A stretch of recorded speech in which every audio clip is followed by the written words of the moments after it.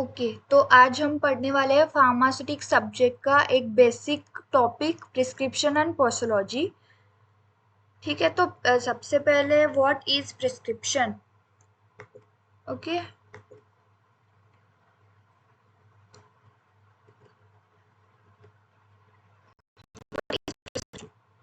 so prescription is a written order by any registered medical practitioner to a pharmacist which includes the instructions for preparing and dispensing medicines to a patient. मतलब registered medical practitioner means simply doctor. तो doctor prescribe करता है medicine patient को according to जो भी उसे disease है। तो पेशेंट जाता है फार्मासिस्ट के पास। तो फार्मासिस्ट डॉक्टर की हैंडराइटिंग को डिकोड करके वो मेडिसिन जो है वो पेशेंट को प्रिस्क्राइब करता है। ठीक है, तो ये डॉक्टर ने दिया गया हुआ एक रिटन ऑर्डर है जिसके हिसाब से वो फार्मासिस्ट पेशेंट को मेडिसिन डिस्पेंस करता है। ठीक है, तो जो भी मेडिसिन है जिस भी क्वांटिटी में है वो पेशेंट को दिया जाता है। ठीक है, इसमें दो टर्म्स आते हैं मेनली। तो एक है फॉर्मूला मैजिस्ट्रालिस एंड एक है फॉर्मूला ऑफिशियनालिस। तो मैजिस्ट्रालिस में ही आता है मास्टर फॉर्मूला। मतलब इसमें क्या होता है, मिक्सिंग ऑफ टू और मोर ड्रग्स। तो पहले के ज़माने में कैसे होता था कि जब डॉक्टर मेडिसिन को प्रिस्क्राइब करता था तब फार्मासिस्ट उसके अकॉर्डिंग वही प्रिपेयर करके मिक्सिंग ऑफ टू और मोर ड्रग्स करके वो पेशेंट को डिस्पेंस करता था। ठीक है, तो इसको बोलते हैं कंपाउंड प्रिस्क्रिप्शन। सो इसको कंपाउंड प्रिस्क्रिप्शन भी बोलते हैं क्योंकि इसमें मिक्सिंग ऑफ टू और मोर ड्रग्स है। ठीक है, दूसरा आता है फॉर्मूला ऑफिशियनालिस। तो इसको और एक नाम है ऑफिशियल फॉर्मूला। तो इसमें मिक्सिंग रिक्वायर नहीं होती है, इसलिए इसको कहते हैं नॉन कंपाउंड प्रिस्क्रिप्शन ऑल्सो। ठीक है, नॉन कंपाउंड प्रिस्क्रिप्शन भी कहते हैं इसको। ठीक है, ये दो टर्म्स आपको याद करनी है, फॉर्मूला मैजिस्ट्रालिस एंड फॉर्मूला ऑफिशियनालिस। और प्रिस्क्रिप्शन क्या है, इन सिंपल ये है डॉक्टर की दी गई हुई चिट्ठी हम बोलते हैं। ठीक है, बट आपको प्रिस्क्रिप्शन बोलना है क्योंकि आप अब फार्मासिस्ट हो। तो ये सारी बेसिक चीज़ें हमें पता होनी चाहिए। इसमें जिपैट में तो क्वेश्चन आते ही है, बट अभी आपको तो पता है, आपने लिया है एडमिशन बी फार्म को और आप बनने वाले हो फार्मासिस्ट। तो ये सब बेसिक नॉलेज आपको पता होना ज़रूरी है। ठीक है, तो नेक्स्ट पार्ट है पार्ट्स ऑफ प्रिस्क्रिप्शन। इसमें क्या होता है, इसमें ये सब चीज़ें इंक्लूड होती है। तो पहला है डेट। अब आप बोले कि डेट क्यों मेंशन होती है, इतनी इम्पोर्टेंट क्यों होती है डेट। तो एक फार्मासिस्ट के पास या फिर डॉक्टर के पास एक रिकॉर्ड रहता है। दूसरा चीज़ आता है कि जो डॉक्टर ने वो पेशेंट को कब मेडिसिन दिया था और वो पेशेंट कब प्रिस्क्राइब कर रहा है वो पता चलता है, क्योंकि वो प्रिस्क्रिप्शन है वो पर्टिकुलर टाइम तक ही वैलिड होता है, क्योंकि वो पेशेंट को अलग कॉन्सिक्वेंसेस होने के चांसेस होते हैं। और एक बात ऐसी आती है कि जो अब्यूजिव ड्रग्स है तो उसके आदत लगने के बहुत चांसेस होते हैं। तो पेशेंट को बार बार वो मेडिसिन लेना अलाउ नहीं होता। तो वो डेट से हमें पता चलता है कि वो कितनी बार ले रहा है या फिर कितनी देर बाद ले रहा है। ठीक है, दूसरा पॉइंट आता है name, name, age, gender, address of the patient. तो ये सब इंफॉर्मेशन ज़रूरी होती है कि पेशेंट का नाम क्या है, एज क्या है, जेंडर, एड्रेस, क्योंकि इसके अकॉर्डिंग वो जो थेरेपी है वो डिफरेंशिएट कर सकती है। तीसरा पार्ट आता है superscription, then inscription, subscription and signature. ये क्या होते हैं, तो देखते हैं। सुपरस्क्रिप्शन मतलब इसको बोलते हैं RX। तो इसका एक लैटिन वर्ड है, इसका मतलब है रेसिपियर। तो इसका क्या मतलब है, इसको बोलते हैं टेक थो, मीन्स टू टेक। ये इसमें से भी क्वेश्चन आ सकता है। तो ये बेसिकली ऐसा माना जाता है साइन ऑफ जुपिटर या फिर गॉड ऑफ हीलिंग। ठीक है, तो सुपरस्क्रिप्शन मीन्स RX याद रखना है आपको, और इसका मीनिंग है टेक। थॉ मीन्स टू टेक। ठीक है, तो इन शॉर्ट डॉक्टर प्रे करता है तो मेडिसिन, वो पेशेंट मेडिसिन अच्छे से ले और वो ठीक हो जाए, लाइक दैट आप ऐसा कह सकते हो। नेक्स्ट पॉइंट आता है इंस्क्रिप्शन। तो इसको क्या बोलते हैं, main body of the prescription. इसमें क्या इंक्लूड होता है, name, quantity of prescribe medicine. ठीक है, तो थर्ड पार्ट आता है हमारा सब्सक्रिप्शन। इसमें क्या होता है, direction to the pharmacist. Direction to the pharmacist, तो फॉर प्रिपेयरिंग द प्रिस्क्रिप्शन, मतलब डॉक्टर ने जो मेडिसिन प्रिस्क्राइब किया है उसके अकॉर्डिंग जो पेशेंट को देना है, इसलिए फार्मासिस्ट को डायरेक्शंस होती है डॉक्टर ने लिखी हुई। और नेक्स्ट पॉइंट आता है सिग्नेचर आई। इसमें क्या होता है, direction to a patient regarding drug administration. मतलब इसमें क्या होगा, लाइक अवॉइड अल्कोहल,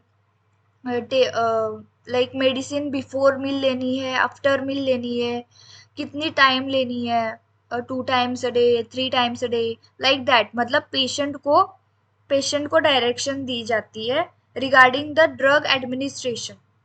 ओके, तो नेक्स्ट पॉइंट क्या था हमारा, रिन्यूअल इंस्ट्रक्शंस। रिन्यूअल इंस्ट्रक्शंस में वो जो प्रिस्क्रिप्शन है वो कितनी बार कंटिन्यू करना है, या फिर डॉक्टर कभी कभी हमें बोलते हैं कि ये गोलियां लेना और 5 दिन बाद या फिर गोलियां खत्म होने के बाद वापस आना चेकअप के लिए। तो उसमें रिन्यूअल इंस्ट्रक्शंस भी मेंशन किए होते हैं। लास्ट पॉइंट आता है signature, address, registration number of the prescriber, मतलब इन शॉर्ट डॉक्टर की इंफॉर्मेशन होती है मेंशन। तो मेन प्रिस्क्रिप्शन में क्या क्या आता है, क्या क्या कह सकते हैं हम लोग। एक तो होती है पेशेंट की इंफॉर्मेशन, पेशेंट की इंफॉर्मेशन, लाइक वापस ड्रग और मेडिसिन की इंफॉर्मेशन, और नेक्स्ट है डॉक्टर की इंफॉर्मेशन। तो ये 3 इंफॉर्मेशन प्रिस्क्रिप्शन में इंक्लूड होती है। तो नेक्स्ट पॉइंट आता है हमारा, लाइक फॉर एग्जांपल यहाँ पे सब मेंशन है, लाइक आप देख सकते हैं यहाँ पे ऊपर लिखा हुआ है, सब डॉक्टर की इंफॉर्मेशन है, उसका रजिस्ट्रेशन नंबर, फ़ोन नंबर, या फिर पूरा MBBS सारा डॉक्टर का इंफॉर्मेशन लिखा हुआ है। यहाँ पे क्या है, नेम, एज, जेंडर, वेट, ये हुआ पेशेंट का इंफॉर्मेशन। ये है डेट यहाँ पे मेंशन की हुई। यहाँ पे दिया है क्लिनिकल डिस्क्रिप्शन, मतलब ये जनरली नहीं होता है या फिर हो सकता है, तो वो क्लिनिकल डिस्क्रिप्शन मतलब वो जो डिसीज है उसके बारे में थोड़ी इंफॉर्मेशन दी हुई है। और लास्ट में आता है ये सब इंस्क्रिप्शन का पार्ट। तो इसमें क्या है, ड्रग की इंफॉर्मेशन, मतलब ड्रग नेम एंड उसकी क्वांटिटी कितनी है, जितनी भी क्वांटिटी है। तो यहाँ पे पेशेंट को डायरेक्शन दी हुई है, 3 day, 3 days, 5 days, like that, 5 day, like that information prescription में मेंशन हुई होती है। नेक्स्ट पॉइंट आता है हमारा पोसोलॉजी। तो पोसोलॉजी मतलब क्या है, in short posology is a branch of medical science which deals with dose or quantity of drugs which can be administered to a patient to get a desired pharmacological action। Means हमारी हमें जो भी disease हुआ है उसे cure करने के लिए हम ड्रग खाते हैं। ठीक है, तो वो ड्रग एक पर्टिकुलर क्वांटिटी में लेना ज़रूरी होता है, क्योंकि अगर डोज या फिर वो ड्रग की क्वांटिटी ज़्यादा हो गई तो टॉक्सिक इफेक्ट होने के चांसेस होते हैं, और वो ड्रग की क्वांटिटी कम होगी तो जो डिज़ायर्ड फार्माकोलॉजिकल एक्शन है वो प्रोड्यूस नहीं होगा। तो जो वो रिक्वायर्ड क्वांटिटी ऑफ ड्रग है डिज़ायर्ड फार्माकोलॉजिकल एक्शन मिलने के लिए, उसे बोलते हैं डोज। ठीक है, और पोसोलॉजी में हम डोज की स्टडी करते हैं। ठीक है, डोज की स्टडी करते हैं। तो इसमें डोज को क्या क्या फैक्टर्स इन्फ्लुएंस कर सकते हैं, लाइक बॉडी वेट आता है, age, route of administration, additive effect and tolerance. तो बॉडी वेट, एज कैसे होता है, लाइक चिल्ड्रन है, अडल्ट है और ओल्ड पर्सन है। तो चिल्ड्रन में ऐसे है कि वो जो मेटाबॉलिक सिस्टम है वो अच्छे से डेवलप नहीं हुई है।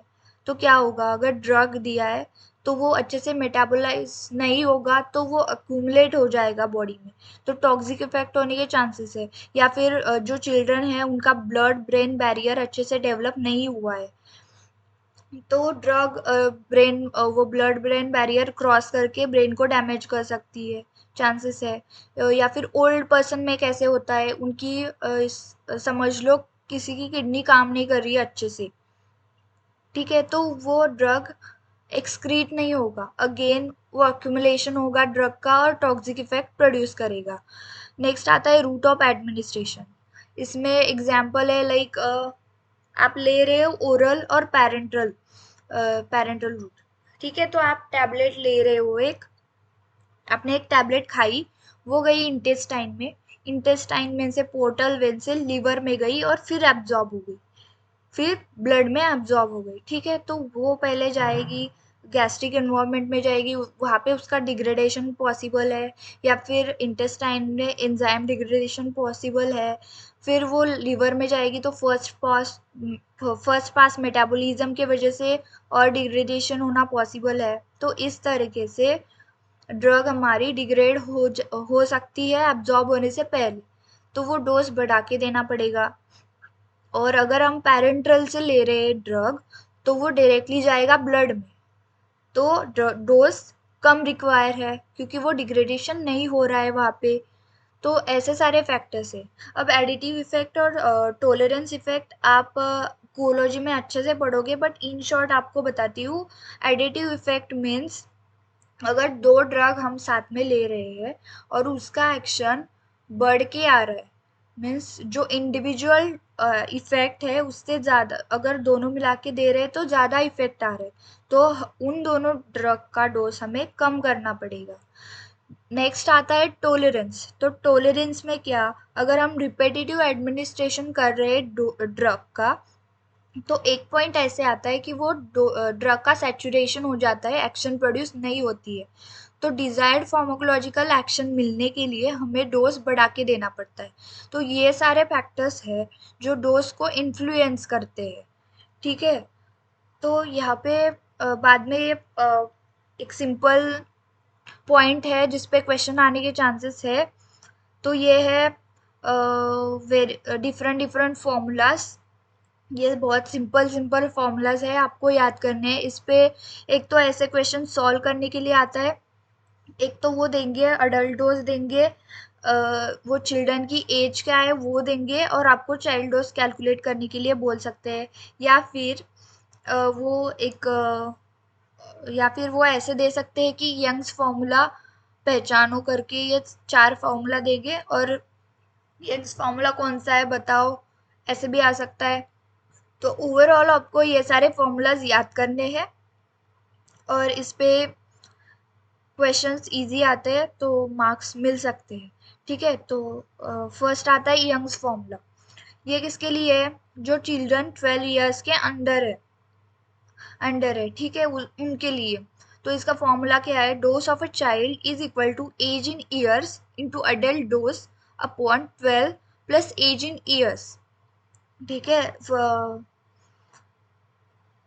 ठीक है, तो ये सिंपल फॉर्मूला है, एज दी होंगी क्वेश्चन में, अडल्ट डोज दिया होगा, उससे निकालना है चाइल्ड डोज, ठीक है। सिमिलरली डीलिंग्स फॉर्मूला, इसमें क्या, ये किसके लिए, और इस पे भी क्वेश्चन आ सकता है कि ये 12 इयर्स के अंदर जो चिल्ड्रन है उनके लिए यूज होता है। ये किसके लिए, डीलिंग्स फॉर्मूला किसके लिए यूज होता है, जो 4 से 20 साल तक चिल्ड्रन है उनके लिए यूज होगा। इसका फॉर्मूला क्या है, dose for the child is equal to age in years into adult dose upon 20, ठीक है। तो यही से आप डिकोड कर सकते हो कि ये 12 इयर्स के अंडर के लोगों के लिए है, तो फॉर्मूला में 12 है। ठीक है, ये 4 to 20 ईयर्स के लिए है तो फॉर्मूला में 20 है।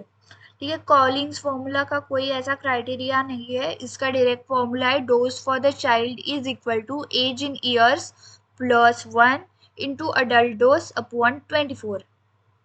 ठीक है, ये फॉर्मूलाज आप नोट्स बना के रखो और सिंपल सिंपल एग्जांपल्स है, आप प्रैक्टिस कर सकते हो। ठीक है, नेक्स्ट फॉर्मूला आता है, ये सब on the basis of age है क्योंकि आप देख रहे हो कि एज इंक्लूडेड है फॉर्मूला में। नेक्स्ट पॉइंट आता है Freud's formula.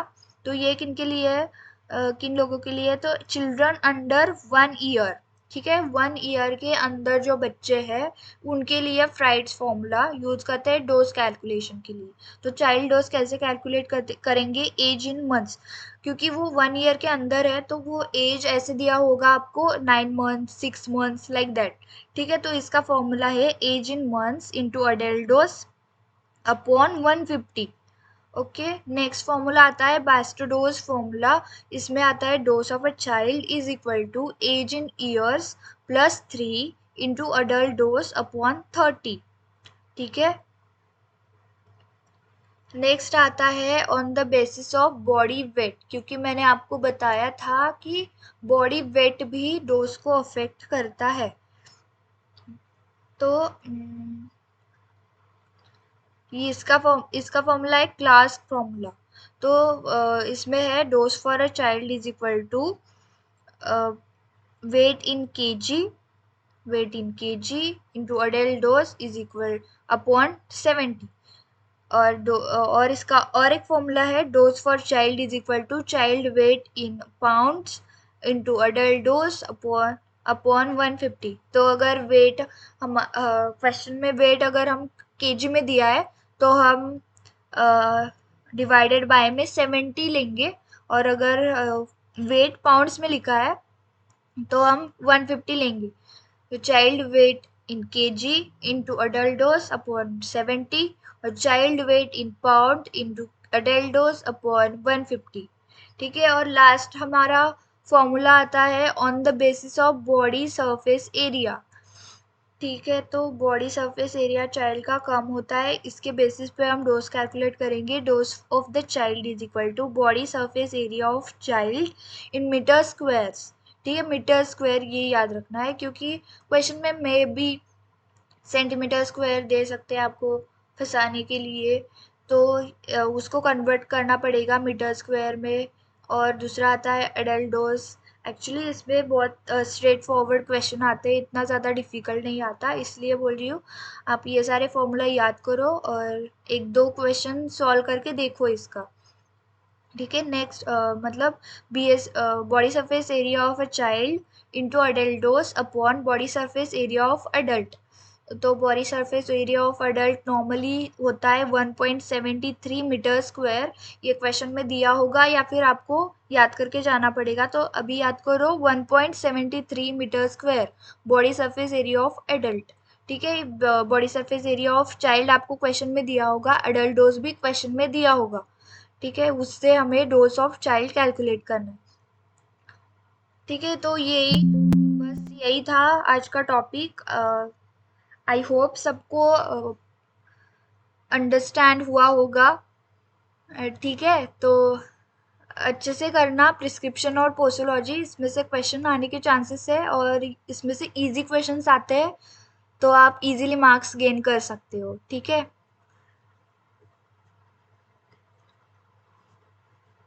Thank you so much.